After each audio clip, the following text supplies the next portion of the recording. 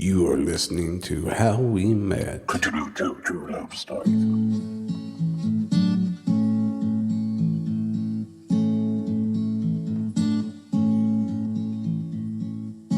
The day we met, he smiled at me. I knew at that moment we were meant to be. Hi, this is Angel Dawn, And this is Steve. and we'd like to welcome you to the first episode of our new podcast called How We Met, True Love Stories. True Love Stories. Tell them how you come up with this idea, Angel. So I've always liked finding out how couples met. I find that there are some very interesting stories behind how people met. So that was something I wanted to do, maybe short stories about, write about, or something like that. But now with this new age of technology and all the ways you can get information out, we thought maybe doing a podcast would be the best way to do that. Absolutely. Angel and I have a deep-rooted background in music. We're both musicians. Actually, I'm sure we'll end up doing our episode one day, a 6-part miniseries. It'd be that long, probably. We met in music. Yes, we did. I was a guitarist in a heavy metal group, and she was a singer. And that we'll tell that story one day. But One day. One day. Not today. But instead of just writing a book or keeping it internal, we thought it would be an opportunity to reach out to you and get your story.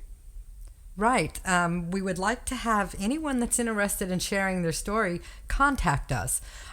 If you're not comfortable speaking with us, we can do live with you, like on the air, or we can do your story for you. So just give us an email at howwemettls, which stands for True Love Stories, at gmail.com. Give us your contact information, phone number. Let us know your story.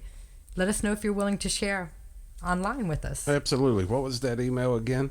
The email again is howwemettls@gmail.com. All lowercase. All lowercase. Yeah. So that'll be interesting. Want to hear how you met, or hear how your grandparents met, or how your parents met, or we may do one on how our little doggy.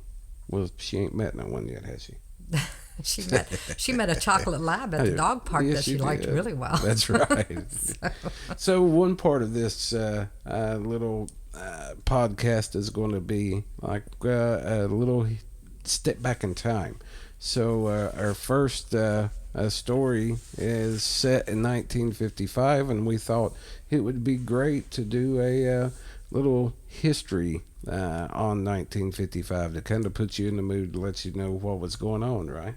Right. I think just giving a short little flashback, and that's what I think we'll call it, is a flashback. Ooh. What was going on? This first story is 1955, and it is the story of Harold and Geneva, otherwise known as Poppy and Mama. Poppy and Mamu. Mamu. Yeah. Mamu. We'll have to explain that. One of the Yeah. grandkids couldn't say Mama or Mama, so they called her Mamu, and it just stuck. It stuck. It stuck. I wouldn't know her any other way than Mamu. Right. Most Right. people wouldn't. All right. Are you ready for the flashback tag? Yes. Would you like to tag it? Well, yes, I would. Thank you. And now, get ready for flashback 1955. In 1955, Dwight Eisenhower was president. He was the 34th president. The Wait, vice president. Is he What? on money? Is he on? I don't know. Is Eisenhower on? Somebody's got to tell me. Now I feel stupid. Well, we'll let some of the listeners give you an email on that Yeah, one. let me Steve. know if Eisenhower is on a bill, or I think he's on a nickel. I think he's on something. Yeah. Maybe a penny. Okay. Yeah. No. The vice president was Richard Nixon. And just to give you an idea of kind of what the cost of things were at that time, you could buy a brand new house for $9,100. Wow. Yeah. Wow. You can't buy a camper for that, or Can't buy a tent for that. Oh my God! You might could rent a sleeping bag now. Not in the Smokies. A car was $1,600. Wow! A gallon of gas was 23 cents. Unbelievable. Milk was 18 cents. No, bread was 18 cents. Milk was 92 cents, which seems a little high, but okay. Wow, they were proud of Bessie back then, weren't they? I mean, you could drive for 23 cents a gallon, but you had to pay almost $1 for a gallon of milk. No that cereal, seems a little yeah. high considering milk is, $3 a gallon now? Right. Most of the time you can get it under that. A postage stamp was 3 cents. Mm. I really would have liked this part. A pound and a half of candy was 29 cents. Oh my gosh! I know. So That's a lot of candy. I would have liked that. you mean a pound and a half of candy was cheaper than a gallon of milk? Yes. That's odd, isn't it? You Just a can't, little bit more than a gallon of gas, though. like my favorite Reese cups is more. That's just crazy. All right. I know. Yeah. All right. And some of the toys that were popular then was a Slinky. 88 cents for a Do Slinky. you remember that? A Slinky. Anyway. It's a wonderful magical toy. Yeah. I think something like that. Yeah. Okay, and just to give you just other few little quick things that I thought was interesting. The most popular Christmas gifts was Tonka trucks, Play-Doh. I've never heard of a Build Lily doll, but it says it was the predecessor to the Barbie. Build Lily. Build, B-I-L-D, Lily. You mean you had to do it yourself? I don't know. That would be a crappy gift. It's B-L-I-D, Blid Lily? I'm not Blid? sure. Oh. Somebody can write in on that one for us. Pluto Platter Flying Saucer was also big, and it was a type of frisbee. That's Yeah. interesting. It is interesting, and I thought if any men are listening, they may like to know that the Brooklyn Dodgers were the World Series champions. The NFL champions were the Cleveland Browns. The NBA champions were the Syracuse Nationals. Oh, wow. I know. The NCAA football champions was Oklahoma. The NCAA basketball champions was San Francisco. Wow. I know. And the Stanley Cup champs was the Detroit Red Wings. So, That is interesting. I know. So that's just some cool little things about 1955 for our little flashback. That is cool. And of course, we were coming out of a world war, and I'm sure that has a lot to play with the folks that was meeting in this era. It was wasn't that right before we went to Korea, or it was coming out of World War II. Yeah. And right after the Korean War. Oh my. Because as a matter of fact, Poppy was supposed to be going to Korea, but he didn't. He ended up not having to go, and he was in the service. That's interesting. Well, let's get into the story. Okay.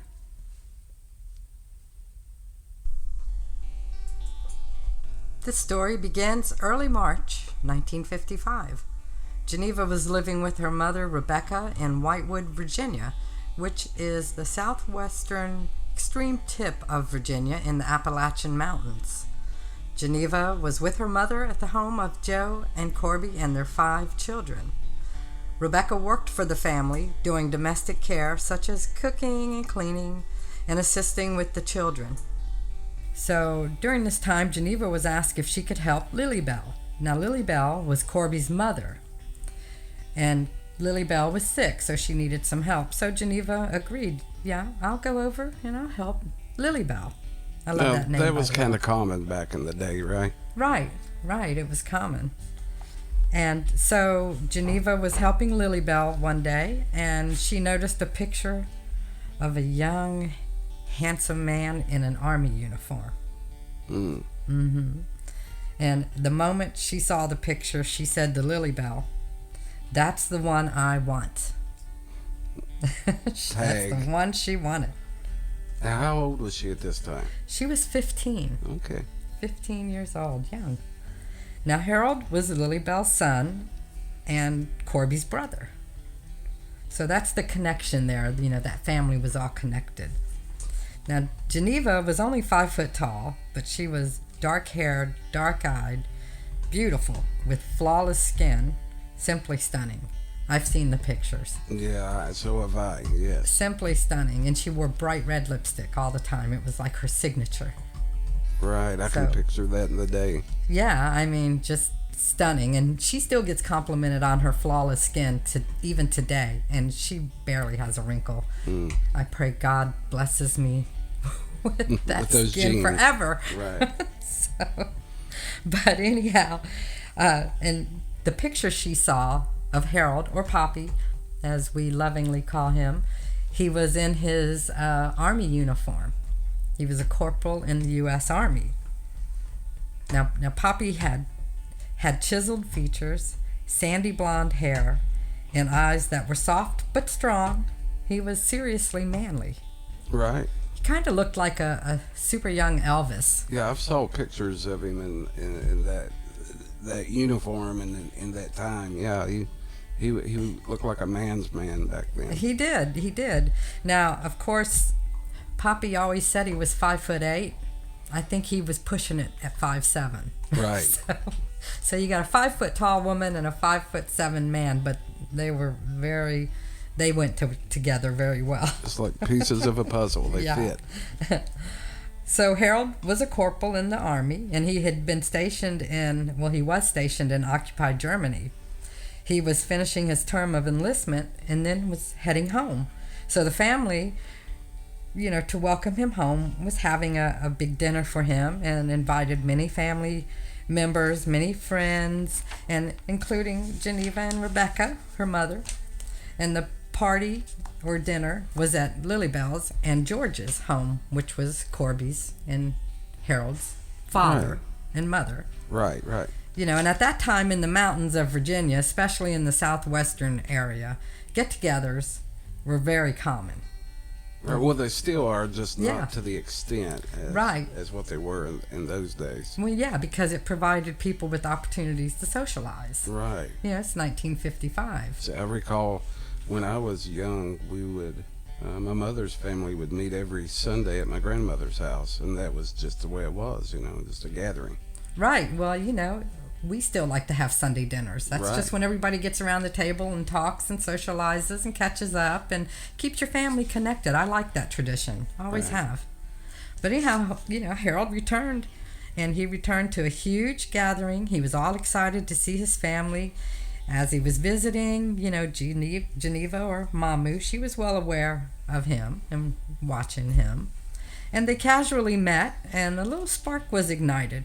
But they didn't have an opportunity to really talk much. He just got home from Germany. He was seeing all of his family and friends, so it was just too much going on for them to really have that time to connect. Right. And this was, towards the end of March, late March. Okay, so we skip forward a little bit. It's Easter weekend, and the family was having another dinner.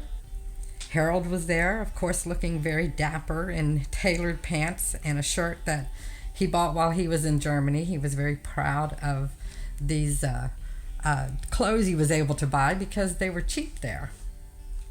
Right. And Geneva was wearing a navy blue princess dress with a white collar and white heels, and of course her signature red lipstick. She was striking. And Poppy was totally infatuated. Well, so was she, though. Right. So it was a two-way street. It was a two-way street, yeah. Of course. So, he asked her out. He asked her out that day. And Mamu being younger, he had to ask her mother's permission. So Rebecca had agreed to let her go if someone went with them. I can see that. So, anyhow, Poppy, Harold got his older brother Roland and his date to go with them. So it was a double date. It was a double date. I mean, it was first date, but yeah, it was a double date.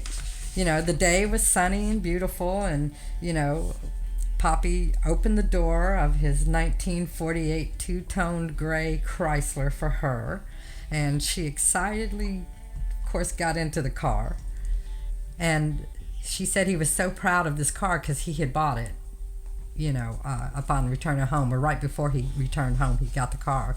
So he was very excited, and she said it was absolutely beautiful. Now, I haven't looked this car up, but I will just to see. But she said they spent a wonderful afternoon driving around Whitewood, Grundy. They went to Richlands, where they went to the Hilltop Drive-In for a Coke. And, the flame was burning pretty hot between them. The spark was united. Oh, the spark. Or ignited. Yeah, the spark Yes. I think the spark was ignited when she saw the picture the first time. Right. He just didn't know it. Yeah.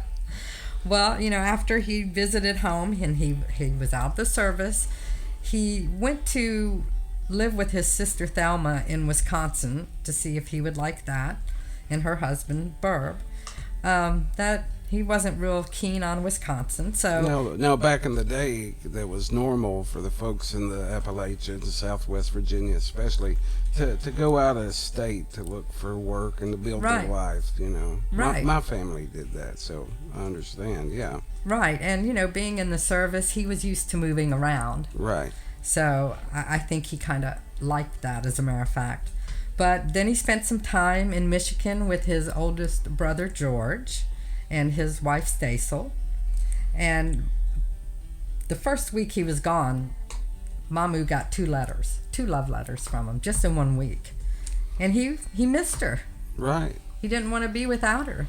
Oh. So it wasn't but a couple or 3 weeks before he headed back home. Wow. So we're talking like early May, and they just met in March. So by this time, the spark was a flame. Oh, yeah. Yeah. Oh. And, we didn't have ways to Skype or The internet. FaceTime or the internet or Or anything like that. A simple phone call was not so simple back in those days. Right, and driving took longer because we didn't have the road systems that we have now either. Right. So he was missing her, and she was missing him. So when he arrived home, he asked her out again, and they went on a date, and they actually got to go alone this time. Ooh. I know. So he took her to Richlands Drive-In Theater. Wow. Mm-hmm. And during a scary movie that was playing, he pulled out a little box.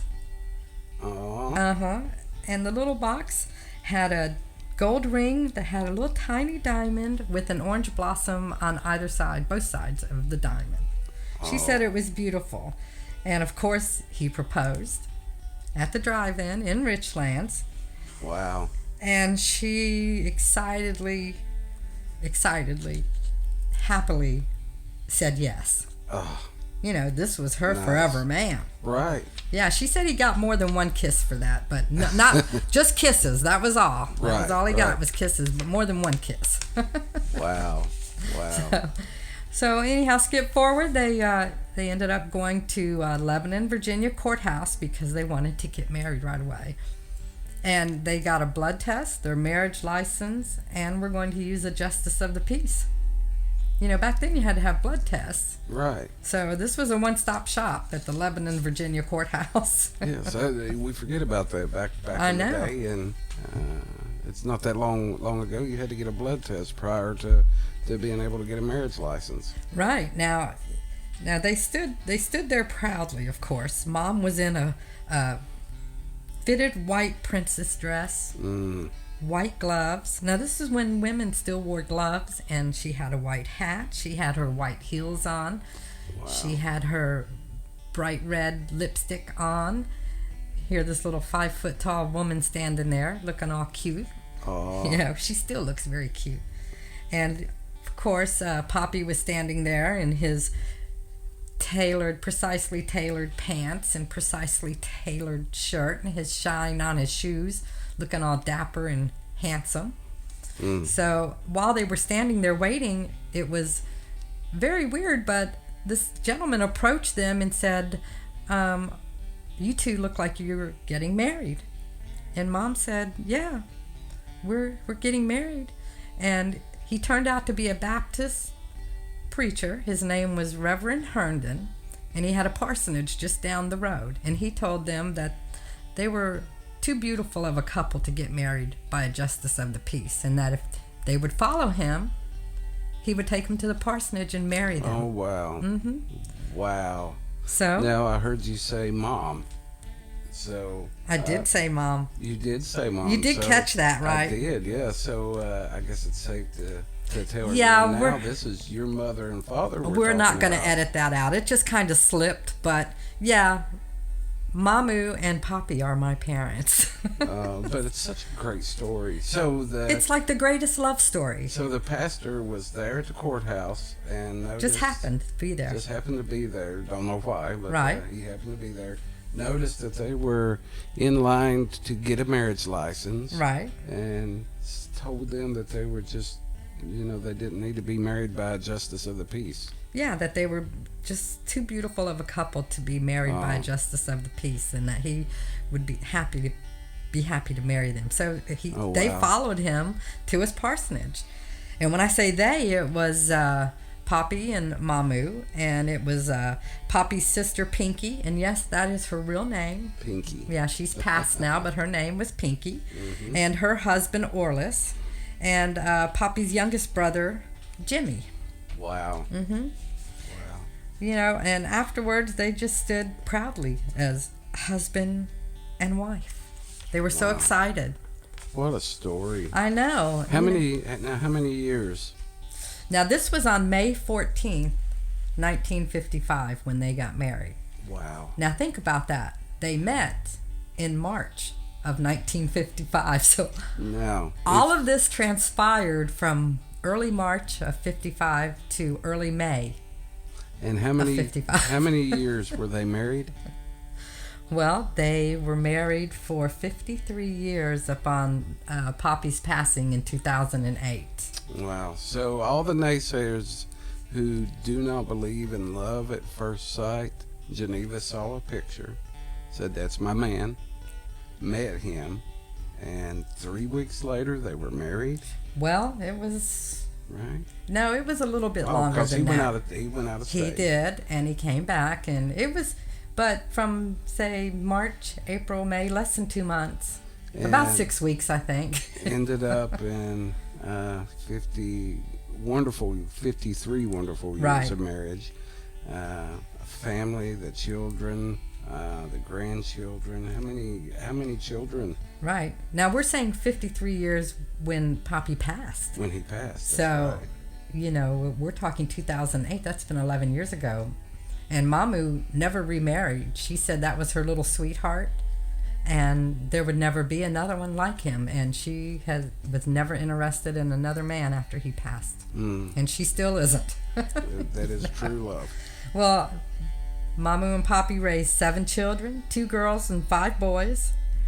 Ooh. Right. And, talked about Papi liking moving around because he was in the military. Had a brother born in Texas. 2 brothers born in Louisiana. Now, you had a brother and born in Texas, 2 in Louisiana, right? Right. Their children. Okay. Yeah. Not his brothers, but your brothers. Right.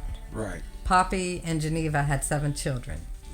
And of those 7 children, they were born Texas, Louisiana, Wisconsin, Virginia. They moved around a lot. Right.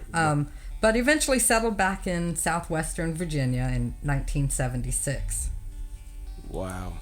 Yeah, so, love can last a lifetime. And in this situation, in this couple's life, it did last a lifetime. Yes, it did. And it has lasted a lifetime for both of them, What a wonderful story this has been. Yeah. Oh, and you can still see the twinkle in Mamu's eyes when she talks about Papi. Of course you can. You feel it. You can feel it. I totally can attest to that, yes. Mm-hmm. Wow. Well, what a great story and what a great first episode. Well, I hope you enjoyed it. And again, email us. Let us know your story. Let us know if you're interested in getting on the podcast with us. We'd be happy to share your story. And you can get in touch with us at howwemettls@gmail.com. That's all lowercase. howwemettls tls@gmail.com. And also, you can get in touch with us on social media, right? Right. On Twitter, on Facebook. Right. Just look us up. Yeah, take a look, and we're out there. So I hope to hear from you. Yeah, and if you have an anniversary coming up or some special occasion that has to do with your loved one, or it doesn't have to be you as your couple. It can be your parents. It can be anybody. What a cool gift to give them is to do an episode with us and then surprise them by letting them listen to the podcast. Oh, wow. Yeah, so we are definitely interested in doing that for you as well. Immortalize your story. So right. Check us out each week. Yes. At How We Met, True Love Stories. Keep your heart true. You've been listening to How We Met, True Love Stories. Your life. Your love. Our story.